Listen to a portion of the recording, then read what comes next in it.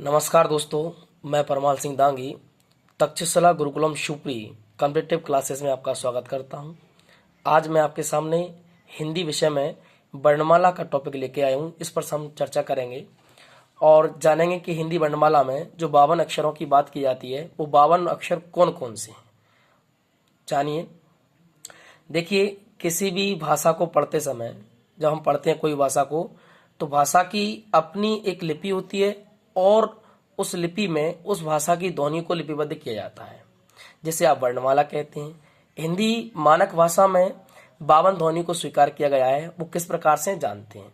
देखिए, वर्णमाला वर्णमाला दो शब्दों से मिलकर बना है, वर्ण धन माला। वर्ण का संबंध यहाँ पर भाषा की न्यूनतम इकाई से है और माला का शाब्दिक अर्थ है यहाँ पर क्रमबद्धता से। माला का शाब्दिक अर्थ है क्रमबद्धता से, अर्थात वर्णमाला जो शब्द बनता है इसकी परिभाषा बनती है कि वर्णों का व्यवस्थित या क्रमबद्ध समूह वर्णमाला कहा जाता है। व्यवस्थित और क्रमबद्ध से तात्पर्य है अपना कि हिंदी जो वर्णमाला है उसमें एक क्रमबद्धता है। पहले स्वर, स्वरों के बाद व्यंजन और व्यंजनों के बाद आपके अंतस्थ व्यंजन, इसके बाद में अपने ऊष्म व्यंजन, उसके बाद में अपने संयुक्त वर्ण और उच्छिष्ट वर्ण। देखिए, यहाँ पर वर्ण और अक्षर दो चीजें होती हैं। इनमें मूलभूत अंतर क्या है उसके बारे में चर्चा करते हैं। वर्ण क्या है? देखिए, भाषा जो होती है, भाषा की न्यूनतम इकाई, भाषा की न्यूनतम जो इकाई होती है वास्तव में वो होती है ध्वनि। किसी भाषा की न्यूनतम इकाई होती है ध्वनि, और ध्वनि को आप जिन चिन्हों के माध्यम से लिखते हैं, जिन चिन्हों के माध्यम से व्यक्त करते हैं, वही ध्वनि चिन्ह अपने कहलाते हैं वर्ण। क्या कहलाते हैं? वर्ण। तो वर्ण जो है ध्वनि का लिपिबद्ध रूप है और अनुच्चार रूप है। वर्ण को वास्तव में हम स्वतंत्र रूप से बोल नहीं सकते, तो ध्वनि का अनुच्चार रूप ये बहुत इंपॉर्टेंट चीज हो जाती है। वहीं अक्षर देखें तो अक्षर लिपिबद्ध रूप तो है ही साथ अक्षर जो है ध्वनि का उच्चार रूप होता है। उच्चार मतलब जैसे हम बोल सकते हैं। जैसे मैं एक एग्जांपल देता हूं, यहाँ पर ये का है, का आधा है, अनंत लगा हुआ है, इसको हम नहीं बोल पाते, अर्थात ये आपका वर्ण है। जबकि हम देखें कि का, इसको हम बोल पा रहे हैं, ये अपना उच्चार रूप है, ये अपना अक्षर है। यही मूलभूत अंतर होता है वर्ण और अक्षर के अंदर। हिंदी वर्णमाला में 52 ध्वनियों को स्वीकार किया गया है। ये 52 ध्वनियां किस प्रकार से हैं? देखिए, वर्णमाला है, वर्णमाला को हम 3 भागों में बांटते हैं। एक तो स्वर होते हैं, एक वर्ण होते हैं व्यंजन, और एक होते हैं अयोगवा। सबसे पहले स्वरों की बात करते हैं। स्वर दो शब्दों से मिलकर बना है, सु धन अर।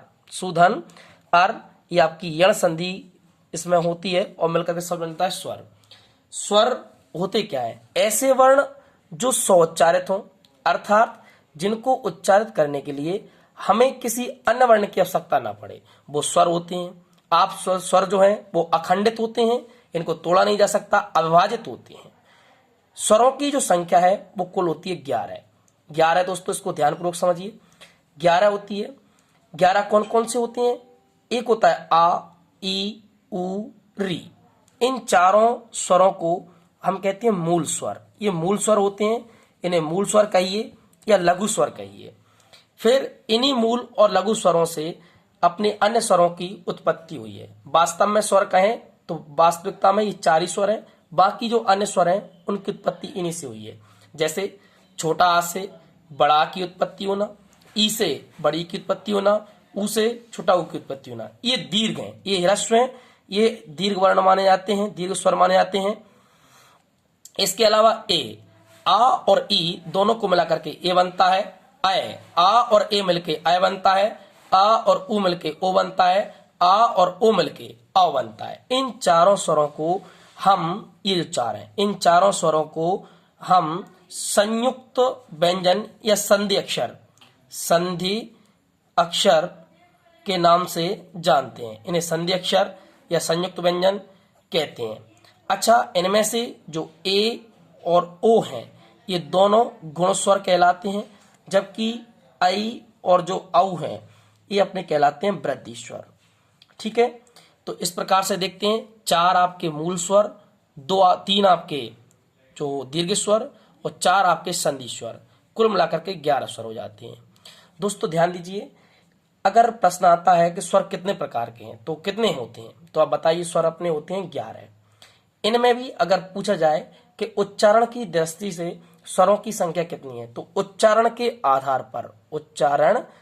आधार पर स्वर होते हैं 10। इनमें से एक स्वर जो सही रूप से उच्चारित नहीं होता वो होता है री। री सही रूप से उच्चारण नहीं है, इसलिए उच्चारण के आधार पर स्वरों की संख्या 10 मानी जाती है। अब होते हैं व्यंजन। व्यंजन क्या होते हैं? देखिए, ऐसे वर्ण जो स्वयंता उच्चारित नहीं होते हैं, जिन्हें बोलने के लिए हमें स्वरों की आवश्यकता होती है, स्वरों की सहायता से जो बोले जाएं वो कहलाते हैं व्यंजन। व्यंजन वास्तव में मूल रूप से हमारे 33 होते हैं। वो किस प्रकार से हैं देखिए आप। व्यंजन हमारे सबसे पहले क, ख, ग, घ, अंगा, चा, छ, ज, झ, य, टा, ठा, डा, ढा, ण, ता, था, दा, धा, न, पा, फा, बा, भा, मा। ये जो का से लेकर के मा तक ये जो वर्ण है, ये जो व्यंजन है, ये वास्तव में इन्हें हम वर्गीय व्यंजन कहते हैं। इन्हें वर्गीय या स्पर्श व्यंजन के नाम से जाना जाता है। क्यों स्पर्श? इसलिए क्योंकि इनको बोलते समय हमारे मुख के कोई भी 2 अवयव एक दूसरे को स्पर्श करते हैं। वर्गीय इसलिए क्योंकि आप यहां से गिने 1 2 3 4 5, कहीं से भी गिने, इधर से 1 2 3 4 5, तो ज्यामितीय आकृति जो है वर्ग के आकार की बन जाती है। इसलिए इन 25 वर्णों को वर्गीय व्यंजन कहा जाता है। इसके बाद में या, रा, ला, वा, इन्हें अंत्यस्थ वर्ण कहते हैं। ये अंत्यस्थ होते हैं जो कि वर्गीय व्यंजन और उस व्यंजन के मध्य स्थित होते हैं, अंत्यस्थ। इसके बाद में सा, सा, सा, हा, ये आपके ऊष्म व्यंजन है।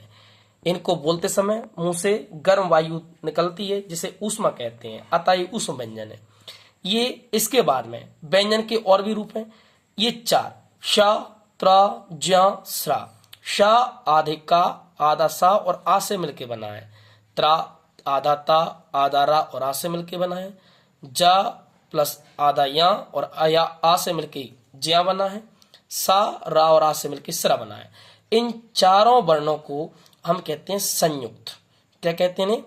संयुक्त व्यंजन के नाम से जानते हैं। कई जगह आपको ये मिश्रित व्यंजन के नाम से ही मिलेंगे। इसके अलावा व्यंजन के और भी रूप हैं। एक होते हैं द्विगुणी और उक्षिप्त व्यंजन, जिन्हें वर्णमाला में स्वीकार किया गया है। द्विगुणी व्यंजन ये दोनों व्यंजन हैं। ये वास्तव में आकार देखें तो ये टा, ठा, डा, डमरू और ढक्कन जैसे दिखते हैं, किंतु इनके नीचे ये जो बिंदी होती है ये नुक्ता बिंदी, ये लग जाने के कारण इनमें द्विगुण उत्पन्न हो जाते हैं। इसको बोलते हैं ड़ा, इसे बोलते हैं ढ़ा। जैसे मैं आपको बता दूं अंतर, इसे आप कहेंगे तो ये डाई होगा, ये डाई है। लेकिन अगर आप लिखते हैं डाई, अब आप पढ़ें जैसे ये, तो ये कढ़ाई है। अभी ये डा नहीं है, जैसे ही आप इसमें बिंदी लगा देंगे तो हो जाएगा कढ़ाई। ऐसे ही जे अपना ढाई होता है। अब इसको आप सही उच्चारित कैसे करेंगे? इसको आप लिखें, अगर आप ऐसे लिखते हैं तो ये पढ़ाई है, सही नहीं है, किंतु बिंदी लगाने पर ये हो जाएगा अपना पढ़ाई। ठीक है दोस्तों। इसके बाद में एक होते हैं अयोग्यवा, वर्णमाला का अगला भाग। अयोग्यवा क्या होता है? योग का मतलब होता है मिलना, अयोग मतलब न मिलना, वह मतलब वहन करना। अर्थात ऐसे वर्ण जो ना तो स्वर हैं और ना ही व्यंजन है, फिर भी वर्णमाला में चलाए जा रहे हैं, वो कहलाते हैं अयोग्यवा। अब हम कह रहे हैं स्वर भी नहीं है, व्यंजन भी नहीं है, इसका मतलब क्या है? इसका मतलब है, देखिए जैसे मैंने लिखा अम, इसे हम पढ़ते हैं अम पढ़ते हैं, तो अम स्वर की परिभाषा है जो स्वोच्चारित हो, लेकिन ये स्वोच्चारित है क्या? नहीं है, क्योंकि इसमें पहले आ आ रहा है और बाद में मा आ रहा है। हम देखते हैं आ प्लस मा, अर्थात ये अपना स्वर नहीं है। ऐसी आहा पढ़ते हैं तो आ धन आहा जो है वो आता है आ धन हा आता है, तो ये स्वर नहीं है, व्यंजन नहीं है। व्यंजन भाई दूसरे की सहायता से बोले जाते हैं, लेकिन व्यंजन देखते हैं कि हम का पढ़ते हैं, का तो पहले का आता है बाद में आता है, इसमें पहले आ रहा है फिर बाद में मां, मतलब यहाँ पहले व्यंजन बाद में स्वर। यहाँ क्या हो रहा है कि पहले स्वर बाद में व्यंजन, अतः ये ना तो स्वर है और ना ही व्यंजन है। ये अपनी एक अवस्था में इनको अयोग्यवा कहते हैं। ठीक है। अयोग्यवा वर्ण हिंदी में 2 होते हैं, एक होता है अम, एक आहा। अम को अनुस्वार कहते हैं और आहा को विसर्ग कहते हैं। दोस्तों इतना जो मैंने पढ़ाया ये आपके 52 वर्ण हो जाते हैं। कैसे हो जाती है एक बार मैं आपको बता देता हूं। स्वरों की संख्या है 11, व्यंजन होते हैं 33, 33 में आपके 25 स्पर्श व्यंजन, 4 अंत्यस्थ, 4 ऊष्म, 25, 4 29, 4 33। और ये 4 जो व्यंजन है ये आपके संयुक्त व्यंजन है, ये लीजिए, और 2 आपके द्विगुणी व्यंजन है। ठीक है, और इसके अलावा 2 अपने अयुग्म हैं, तो 11 + 33 44, 44 और 2 46, 46 4 50 और 2 52। यहाँ पर आपके हिंदी वर्णमाला के 52 के 52 वर्ण हो गए। धन्यवाद।